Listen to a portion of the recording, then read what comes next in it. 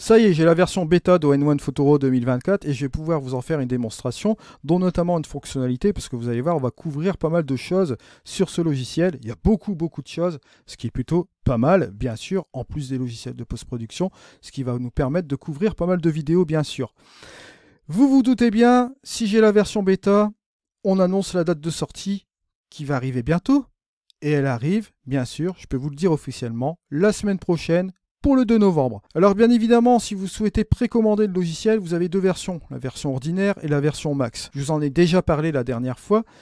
Si vous êtes intéressé par ON1 Photoro 2024, je vous mets un lien d'affiliation dans la description de cette vidéo, ainsi que mon coupon code qui vous permet d'avoir une réduction supplémentaire. Vous irez voir tout cela dans les informations, bien sûr. Et n'oubliez pas que si vous êtes nouvel utilisateur, là c'est plutôt une bonne chose parce qu'ils ont refondé l'interface. C'est beaucoup plus convivial, mieux optimisé. Donc, c'est plutôt une bonne chose. Et n'oubliez pas que si vous précommandez, ils vous fournissent la version 2023 maintenant. Et quand la 2024 sortira, vous aurez la 2024 en plus de cela. Ce qui fait que vous aurez deux versions de ON1 Photoro, la 2023 et 2024. Ce que je trouve pas mal de la part de l'éditeur. Allez, on va rentrer dans le vif du sujet ici. Et je vais vous parler de Bryan's AI.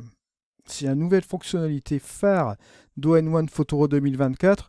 Aujourd'hui, je vais mettre un petit peu l'accent sur cette fonctionnalité-là, parce que ON1 Photoro 2024 comprend beaucoup de choses cette année, et pour résumer aujourd'hui en une vidéo, ce serait beaucoup trop long. Je vais vous faire des petites sections déjà avant la date de sortie, puis après, quand j'aurai la version aussi officielle, on fera des tutoriels un peu plus approfondis aussi également. Vous allez voir qu'il y a pas mal de choses qui ont changé, et on va dire que c'est plutôt dans le bon sens.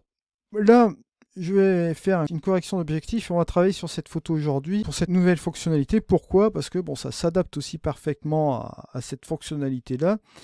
Vous avez une longue exposition, filtre lit sur cette longue exposition qui entraîne une dominante bleue. C'est toujours le problème avec les filtres lit. On corrige à la balance des blancs bien sûr, mais là vous allez voir que le Bryan's AI ici, lorsque vous avez ce type de filtre, ça peut vous être aussi également utile. Bon, là, je prends ce cas particulier, mais sur toutes les photos, vous allez voir que Bryan's AI va vous permettre de corriger l'exposition, tout ce qui est tonalité, etc.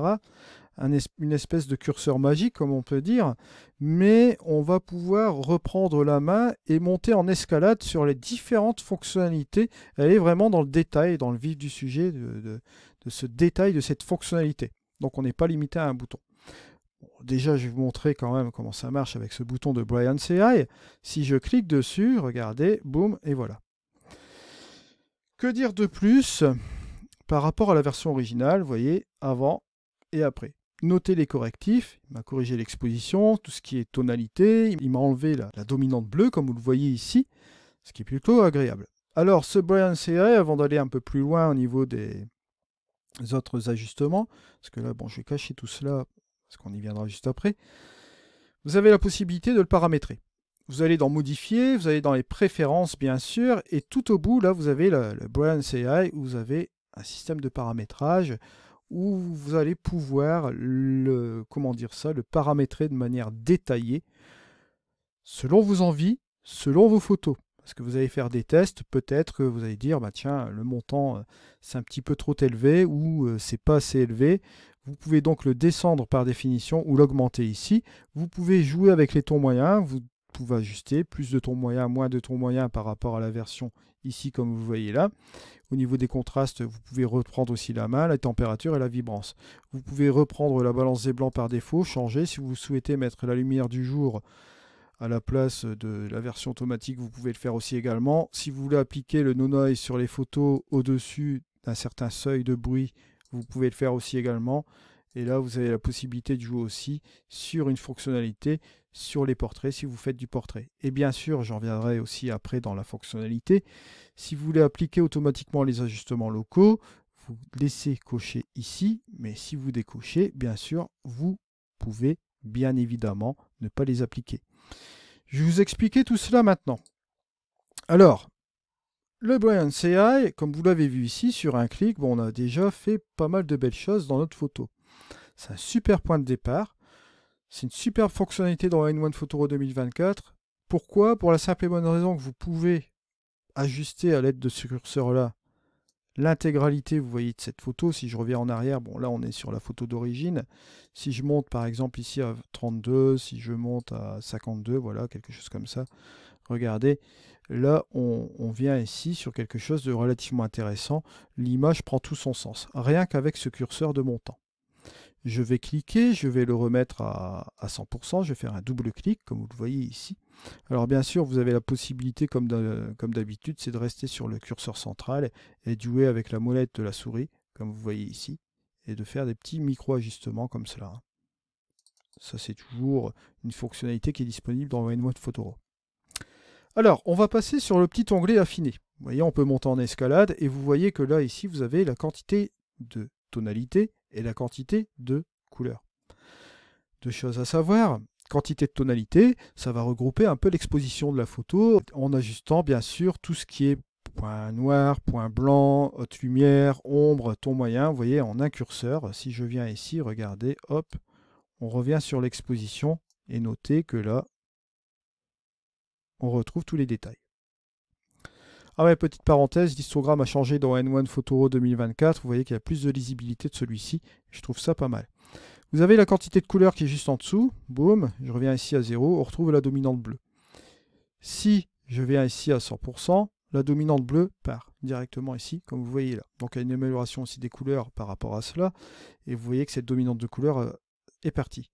Si je reviens ici en arrière, voilà, je vais monter ma quantité de tonalité, je vais agir ici directement sur la tonalité, et vous voyez que je peux aussi, ici, regardez, je peux faire quelque chose, c'est ajuster cette dominante de couleur, et changer la qualité des couleurs ici, grâce à ce curseur. Ça, c'est la deuxième possibilité de réglage. Alors, vous allez me dire, ça c'est déjà super, on peut déjà utiliser le montant, on peut affiner selon deux paramètres bien définis, qui est la tonalité et la couleur. Bon, déjà, on est sur un curseur qui possède des fonctionnalités assez intéressantes. Surtout dans notre photo ici, vous voyez qu'on a fait déjà pas mal de travail. Mais maintenant, on va aller plus loin.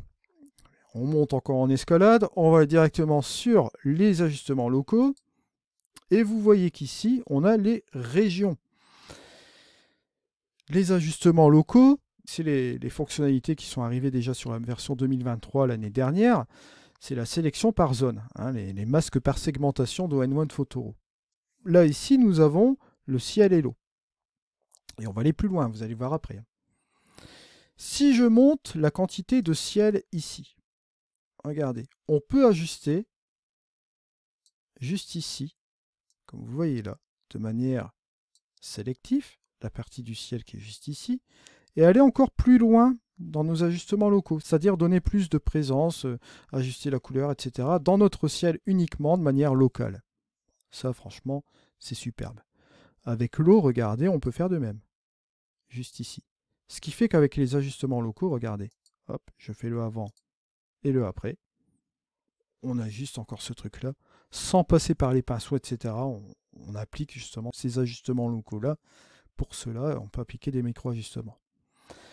Alors, vous allez me dire, est-ce qu'on ne peut pas aller plus loin encore, de nouveau avec ce logiciel, avec ces ajustements locaux? Bah, oui, on peut aller plus loin. Parce qu'on les retrouve où ces masques? Parce que finalement, vous allez me dire, est-ce qu'on peut encore les modifier? Est-ce qu'on peut encore faire quelque chose d'autre? Ben oui, regardez. On va juste ici dans l'onglet local. Ce qui a changé aussi, il a changé de place aussi, le local, il ne se retrouve plus sur la fin, mais à côté du menu développé. Vous avez ici les correctifs de votre ajustement de votre ciel et aussi de l'eau. Vous voyez juste là. Alors maintenant, vous pouvez ajuster, reprendre la main juste ici en corrigeant l'exposition. Si vous trouvez que c'est un petit peu trop sombre au niveau du ciel, ben là vous revenez un petit peu en arrière. Donc il est possible de faire encore des micro-ajustements supplémentaires. Et comment? Vous voyez ici, bon, on a appliqué cela comme ça. Mais si vous voulez encore aller plus loin, ben vous double-cliquez ici et vous allez retrouver les masques de luminosité, la gamme de couleurs, etc. Mais la version 2024, ça a changé aussi également. Souvenez-vous, on avait ce petit menu qui était juste ici, ça se dépliait, ça nous mettait un truc supplémentaire. Et je dois dire que ça n'allait pas, ça faisait un petit peu chaotique au niveau des fonctionnalités de One Photoro. Là, vous voyez, vous avez un petit panel à part. C'est beaucoup plus clair. Ici, vous voyez que vous avez les différentes zones marquées, etc. Alors, vous en doutez bien, on va couvrir une partie complète sur la partie luminosité de ON1 Photoro 2024 prochainement, bien sûr. Là, ici, il ne s'agit pas de faire cela aujourd'hui. Je vous montre ces différentes fonctionnalités. Vous connaissez les masques. On va vraiment revenir dans le détail parce que tout change dans ON1 Photoro 2024. Et bien évidemment, il va falloir faire pas mal de mises à jour sur ce logiciel dans la formation 2024. Alors vous voyez que là, ici, on a la possibilité d'avoir les ajustements locaux. Mais là, si vous voulez rajouter une zone, par exemple, vous pouvez toujours le faire aussi également. Si vous voulez rajouter, par exemple, ici, bon, la montagne et le terrain naturel, on va appliquer cela ici. La montagne, bon, on va dire ici, c'est la falaise. Hein. Donc vous voyez, vous pouvez rajouter plusieurs régions et bien sûr les appliquer comme on l'a fait juste avant. Alors après, vous avez les possibilités. C'est le dernier petit onglet que vous voyez là. Vous avez différents types de choses ici. Hein. On retrouve la Brilliance AI ici. Vous avez deux versions. La version là ici est la version la plus appropriée. Vous avez les deux anciens types aussi par intelligence artificielle qu'on avait sur les précédents ON1 Photoro, dont le Auto et le AI Match. Je vous invite à aller voir les précédents tutoriels que j'avais fait sur ON1 Photoro pour avoir plus de détails sur ces fonctionnalités-là, bien sûr. Alors bien évidemment, ici, vous allez retrouver la balance des blancs, comme je vous l'ai dit tout à l'heure. Si vous voulez reprendre une lumière du jour, par exemple, ou autre chose, nuageux, vous pouvez le faire aussi également à partir de cela, ou vous laissez, bien sûr, par le auto. Le No Noise AI, il est mis en automatique. Et vous avez aussi également la retouche des portraits, mais là, ici, cela ne nous concerne pas, bien sûr. Voilà ce qu'on peut dire de cette fonctionnalité Brilliance AI. Les premiers pas, bien sûr, de cette version bêta. Comme je vous l'ai dit aujourd'hui, je ne vais pas couvrir l'intégralité de ON1 Photoro 2024, puisque c'est toujours une version bêta, bien sûr. La date de sortie approche. Je vais vous faire une autre vidéo ou deux avant la date de sortie probablement concernant ce logiciel. Je vous dis, il y a beaucoup de choses à couvrir, mais moi je vous ai concentré aujourd'hui la fonctionnalité Brilliance AI qui est quand même relativement intéressant, qui va pouvoir nous mettre ici, notamment dans ON1 Photoro 2024, des choses intéressantes dans notre flux de travail. Puisque vous allez le voir ici, vous avez toujours la possibilité avec ce Brilliance AI de reprendre les tons et couleurs que vous voyez là, et vous pouvez toujours ajuster et reprendre la main, bien sûr, en plus des fonctionnalités de Brilliance AI. Il y a les tonalités traditionnelles aussi là qui va vous remettre ici, parce que vous voyez, il vous remet toutes ces tonalités couleurs là-dedans, à l'aide de ce curseur par intelligence artificielle, vous pouvez encore affiner encore davantage. Donc vous voyez, vous pouvez appliquer le Brilliance AI, vous montez toujours en escalade avec les différentes fonctionnalités, les ajustements locaux, vous revenez ici dans les tons et couleurs, et vous pouvez revenir encore également sur les différentes fonctionnalités, rajouter pourquoi pas, vous voyez ici un peu plus de ton moyen. Bref, vous voyez, et vous l'aurez compris, ce Brilliance AI est un super point de départ, et bien sûr, ça va nous permettre beaucoup de choses, bien sûr. Je vous remercie de m'avoir suivi. On se retrouve dans une prochaine vidéo. C'était Eddy. Allez, au revoir.